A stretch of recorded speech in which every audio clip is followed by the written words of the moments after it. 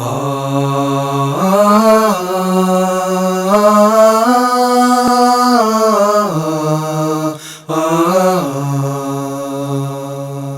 وطن پیارے وطن. بسم اللہ الرحمن الرحیم نحمدہ ونصلی ونسلم علی رسولہ الکریم اما بعد ولعبد مؤمن خیر من مشرک ولو اعجبکم.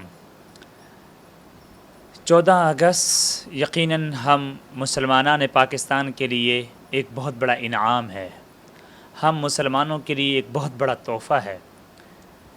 میں یہاں یہ بات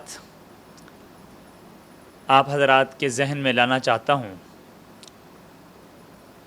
دنیا میں یہ بات مشہور ہے کہ دنیا میں نظریے کی بنیاد پر، مذہب کی بنیاد پہ آنے والی 2 ہی ریاستیں تھیں. ایک ریاست تھی مملکت خدا داد پاکستان اور ایک ریاست تھی اسرائیل. آج ہمیں احتساب کرنا چاہیے، اور وہ احتساب ہم سب کو کھلے دل سے، فکر مندی کے ساتھ، کڑھن کے ساتھ ہمیں سوچنا چاہیے کہ آیا ہم نے اپنے ملک پاکستان کی کتنی خدمت کی ہے. اور یہ ایک حقیقت ہے کہ ہم نے پاکستان بنتے وقت اللہ سے ایک وعدہ کیا تھا، اور وہ وعدہ یہی تھا کہ ہم پاکستان کو قائم کر کے اس ملک میں اسلامی نظام کو، اسلامی ثقافت کو، اسلامی کلچر کو، اسلامی تہذیب کو پوری دنیا کے لیے آئیڈیل نمونہ بنائیں گے. پوری دنیا کے لیے ہم ایک آئیڈیل نمونے کے طور پہ اس ریاست کو لانا چاہتے تھے، اور یہ ہمارا خواب تھا اور ہے اور رہے گا. اس خواب کو حاصل کرنے کے لیے لاکھوں لوگوں نے قربانیاں دی ہیں، لاکھوں جانیں کٹی ہیں، لاکھوں لوگ اپنی جانوں کا نذرانہ دے کر خون کے دریا بہے ہیں. گلیوں میں خون بہا ہے، روڈوں میں بہا ہے، سڑکوں میں بہا ہے، گھر جلے ہیں، آگ لگی ہے، بربادیاں ہوئی ہیں، خاندان ٹوٹے ہیں، رشتے ٹوٹے ہیں. ملک کو چھوڑا صرف اور صرف ایک نعرے کی خاطر، اور وہ نعرہ تھا پاکستان کا مطلب کیا؟ لا الہ الا اللہ. جب اس نعرے کی خاطر ہم نے اس ملک کو، اس ریاست کو تشکیل دیا تھا، تو ہم سب نے ایک وعدہ کیا تھا. ہم میں سے اگر کوئی ڈاکٹر ہے اس نے بھی اللہ سے ایک وعدہ کیا ہے، ہم میں سے ایک فوجی ہے اس نے بھی اللہ سے ایک وعدہ کیا ہے، ہم میں سے کوئی ایک عالم ہے، مفتی ہے، کوئی انجینئر ہے، کوئی سیاستدان ہے، اس نے اللہ سے وعدہ کیا تھا کہ یا اللہ ہم نبی اکرم صلی اللہ علیہ وسلم کی خواب کی تعبیر والے اس ملک میں نبی کے نظام کو نافذ کریں گے. یہ وہ ملک ہے جس ملک کو مدینہ ثانی کہا گیا ہے، یہ وہ ملک ہے جس ملک کی بنیاد میں اسلام ہے، یہ وہ ملک ہے جس ملک کی فاؤنڈیشن کے اندر لا الہ الا اللہ کا نعرہ گونجتا ہے، یہ وہ ملک ہے جس ملک کے حصول کے لیے، جس ملک کو حاصل کرنے کے لیے علماء نے قربانیاں دی ہیں. کیا ہمیں وہ تاریخ کے وہ واقعات بھول گئے ہیں کہ اس ملک کے حصول کے لیے دہلی کے چاندنی چوک کے درختوں پر علماء کی لاشیں لٹکی تھی؟ اور ہم وہ واقعات بھول گئے ہیں جب ایسے علاقے، جن علاقوں کے کوئی درخت خالی نہیں تھے جہاں پہ کسی مسلمان کی لاش نہ لٹکی ہوئی ہو. اس ملک کے حصول کے لیے ہم نے اتنی قربانیاں دی ہیں، اتنی تکلیفیں کاٹی ہیں. آج احتساب کرنا چاہیے، آج مجھے اور آپ کو احتساب کرنا چاہیے. کیا ہم نے اس ملک کی کوئی خدمت کی ہے؟ کیا ہم نے اس ملک کی آبیاری کی ہے؟ کیا ہم نے اس ملک کو کچھ اپنی خدمات اور اپنی صلاحیتوں سے نوازا ہے؟ کیا ہم نے اس ملک کو، جس ملک کو ہم نے حاصل کرنے کے لیے ہمارے آباء و اجداد نے اتنے قربانی دی ہے، اس ملک کے حصول کے لیے ہم نے کتنی قربانیاں دی ہیں؟ ہم نے کتنے دن قربان کیے ہیں؟ ہم نے کتنی راتیں قربان کی ہیں؟ یہ میرے اور آپ کے لیے لمحہ فکر ہے، یہ میرے اور آپ کے لیے سوچنے کی بات ہے. یہ نبی اکرم صلی اللہ علیہ وسلم کی خوابوں کی تعبیر ہے یہ ملک. اور حقیقت یہ ہے، ہر ملک کی ایک پروڈکٹس ہوتی ہے، ہر ملک کی ایک مصنوعات ہوتی ہے، ہر ملک کی ایک پہچان ہوتی ہے.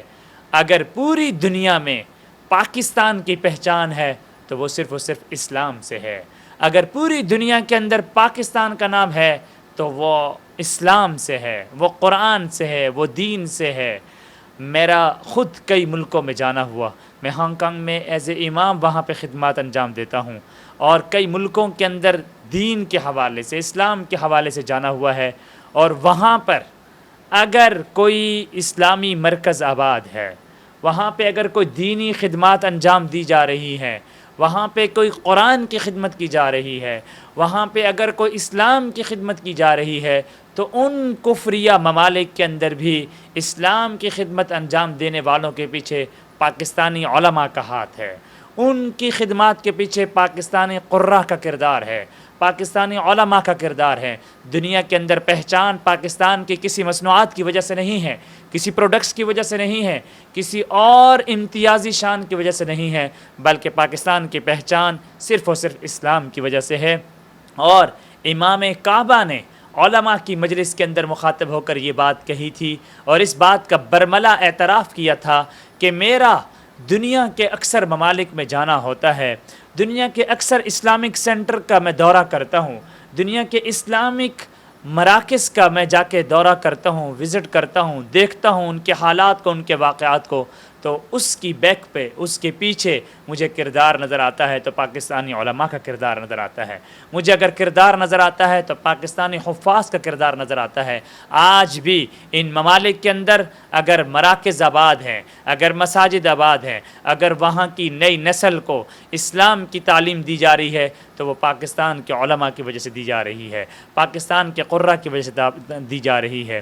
ہمیں اس مملکت کی حفاظت کرنی چاہیے، ہمیں اس مملکت کی خدمت کرنی چاہیے، ہمیں اس مملکت کی حفاظت کرنی چاہیے، اور ہمیں یہ ملک ہمیں بتا رہا ہے کہ ہماری پہچان اسلام سے ہے۔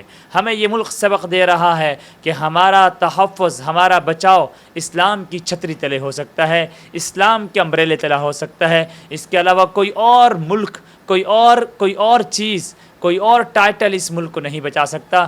آپ کسی ملک کے بیک گراؤنڈ کو دیکھ لیں گے، اس ملک کے بیک گراؤنڈ کے اندر زبان کا دخل ہوگا، اس ملک کے بیک گراؤنڈ کے اندر نسل کا دخل ہوگا، اس ملک کے بیک گراؤنڈ کے اندر شکل کا دخل ہوگا، اس ملک کے بیک گراؤنڈ کے اندر قومیت کا دخل ہوگا۔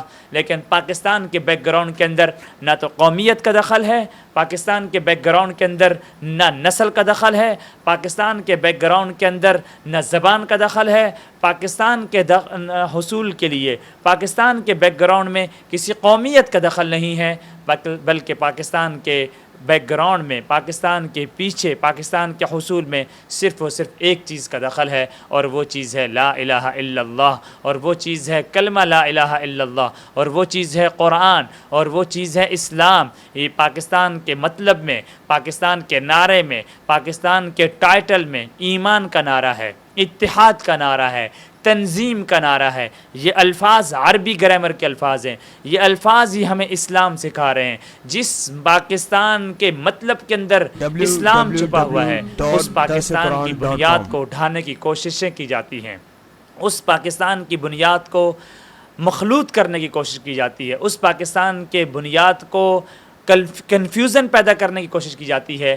یاد رکھیے، پاکستان کی اس بنیاد کے اندر کسی قسم کی کنفیوژن نہیں ہو سکتی ہے، پاکستان کی اس بنیاد کے اندر کسی قسم کا شک نہیں ہو سکتا ہے۔ پاکستان کی بنیاد کے اندر صرف اور صرف اسلام ہے، اور یہی اسلام ہمارا صحیح تعارف دنیا کے اندر پیش کر رہا ہے، یہی اسلام پوری دنیا کے اندر ہماری خدمات کو واضح کر رہا ہے۔ ہمیں چاہیے ہم اس نظریے کی حفاظت کریں، ہمیں چاہیے کہ ہم اس ملک کی حفاظت کریں۔ اس ملک کو مدینہ ثانی کہا گیا ہے، اس ملک کو مسجد سے تعبیر کیا گیا ہے۔ جس طریقے سے مسجد کی ایک اینٹ کی حفاظت کے لیے مسلمان اپنی جان کی قربانی پیش کر دیتا ہے، مسلمان اپنا مال قربان کر دیتا ہے، مسلمان اپنی اولاد قربان کر دیتا ہے، مسلمان اپنا عہدہ، منصب، اپنی عزت، اپنی ناموس کی پرواہ نہیں کرتا، وہ سب کچھ قربان کر دیتا ہے مسجد کی اینٹ کی حفاظت کے لیے۔ میرے بھائیوں، پاکستان بھی ایک مسجد کی مانند ہے، پاکستان بھی ایک مقدس گھر کی مانند ہے۔ اس کی حفاظت کے لیے بھی ہمیں اپنی جانوں کی قربانی دینی پڑے تو وہ دینی چاہیے، ہمیں اپنے مال کی قربانی دینی پڑے وہ دینی چاہیے، ہمیں اپنی ذات کی قربانی دینی پڑے وہ دینی چاہیے۔ اس عزم کو 14 اگست کو دہرانے کی ضرورت ہے، اس نعرے کو دہرانے کی ضرورت ہے، اس بات کو ہر گھر میں ذکر کرنے کی ضرورت ہے، اس بات کو عام کرنے کی ضرورت ہے، اور بتایا جائے کہ یہ 14 اگست کا دن ہم نے اللہ سے وفاداری کا دن ہے۔ یہ 14 اگست کا دن اللہ سے کیے ہوئے وعدے کی تکمیل کا دن ہے، اللہ سے کیے ہوئے وعدے کی مکمل کرنے کا دن ہے، اور اس پاکستان کے حصول کے لیے بانیان پاکستان میں جہاں قائد اعظم محمد علی جناح کا نام آ رہا ہے، بانیان پاکستان میں جہاں علامہ اقبال کا نام آ رہا ہے، جہاں لیاقت علی خان کا نام آ رہا ہے، جہاں علامہ جوہر کا نام آ رہا ہے، وہاں علماء کا نام آ رہا ہے، وہاں مفتی شفیع کا نام آ رہا ہے، وہاں علامہ شبیر احمد عثمانی کا نام آ رہا ہے، وہاں حضرت تھانوی رحمہ اللہ کا نام آ رہا ہے۔ اپنے اکابر کی خوابوں کی تعبیر ہے یہ مملکت خداداد پاکستان۔ آئیے عزم کیجئے، اپنے ارادہ کیجئے، مکمل شرح صدر کے ساتھ اس ملک کی خدمت کیجئے اور اس مسجد کی خدمت کیجئے، اور وہ لوگ جو اس مسجد کے نظریے کو ڈھانا چاہتے ہیں، وہ لوگ جو اس کی بنیاد کو خراب کرنا چاہتے ہیں، وہ لوگ جو اس کی بنیاد کو کھوکھلا کرنا چاہتے ہیں، ان کی ہاتھوں کو روکیے۔ حدیث کے اس مفہوم کو سمجھیے کہ اگر برائی کو دیکھو اس کو اپنے ہاتھوں سے روکنے کی کوشش کیجئے۔ ہاتھوں سے روک نہیں سکتے ہو اسے زبان سے روکنے کی کوشش کیجئے، زبان سے نہیں روک سکتے ہو اسے دل سے برا جانیے۔ ہم اس پاکستان کو اسی طرح کی مسجد سمجھتے ہیں۔ جو کوئی بھی شخص اس پاکستان کے مسجد کو خراب کرنے کی کوشش کرتا ہے، اس کو کھوکھلا کرنے کی کوشش کرتا ہے، اس کو اپنے ہاتھوں سے روکنے کی کوشش کیجئے، اس کو زبانی جہاد کے ذریعے سے اس کو رد کیجئے، اور پھر اگر اس طرح کے افعال و اعمال دنیا کے سامنے آئیں گے، ہم محب وطن کہلائیں گے۔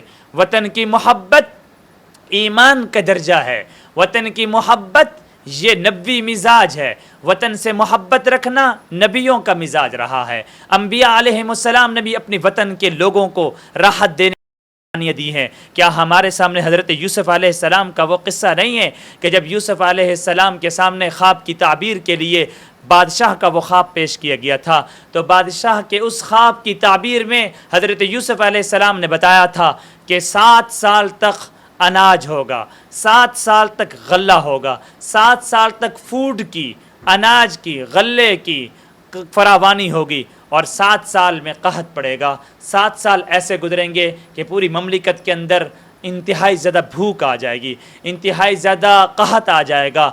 اس خواب کی تعبیر بتانے کے اندر حضرت یوسف علیہ السلام نے آگے پیشکش کی تھی کہ اے بادشاہ مملکت، اگر تم یہ چاہتے ہو کہ اس ملک کے اندر غلے کی قحط نہ آئے، اگر تم چاہتے ہو کہ یہ ملک اچھے طریقے سے ترقی کر رہا ہو، اگر آپ یہ چاہتے ہیں کہ اس ملک میں اکنامک معیشت اور کاروبار اور غلے اور اناج کی ترقی ہوتی رہی ہو، تو پھر میں نبی اور پیغمبر ہو کر اپنی خدمات دینے کے لیے تیار ہوں، اور میں تیار ہوں کہ میں اس پورے 7 سال کے غلے کو اس طریقے سے مینیج کر لوں گا کہ آپ کی اس مصر کی حکومت میں غلے کا قحط نہیں آئے گا۔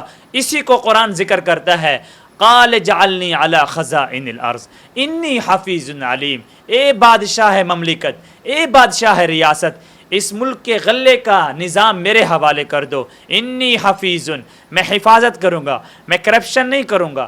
علیم، میں کاؤنٹنگ کے نظام کو برقرار رکھوں گا۔ حضرت یوسف علیہ السلام وہ پیغمبر ہیں جن کی جوانی کو جیل میں خراب کر دیا گیا، جن کی جوانی کو جیل میں برباد کر دیا گیا۔ ہو سکتا تھا کہ یوسف علیہ السلام یہ کہہ سکتے تھے، اور یہ ان کے لیے ممکن بھی تھا کہ یوسف علیہ السلام ان کو یہ جواب دے سکتے تھے کہ اے بادشاہ مملکت، تو نے میری جوانی برباد کر دی، تو نے اپنی بیوی کے غلط الزام کی وجہ سے مجھے جیل میں ڈالا تھا، اب تمہارے پر 7 سال کا قحط آئے گا، تم برباد ہو جاؤ گے، تم تباہ ہو جاؤ گے، میری آنکھیں ٹھنڈی ہو جائیں گی کہ تمہاری ریاست برباد ہو جائے گی، کیونکہ تم نے مجھے ظالمانہ طور پہ جیل میں بند کیا ہے۔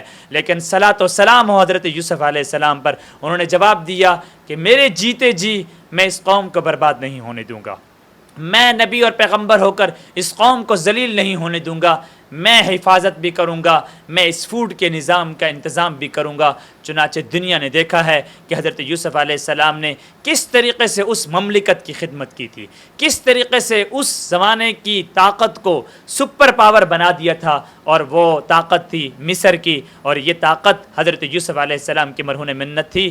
اسی سے یہ بات ثابت ہوئی کہ قوم کی، ملک کی، ملت کی خدمت کرنا یہ انبیاء علیہ السلام کا بھی شیوا تھا۔ کیا نبی اکرم صلی اللہ علیہ وسلم کو مکہ سے محبت نہیں تھی؟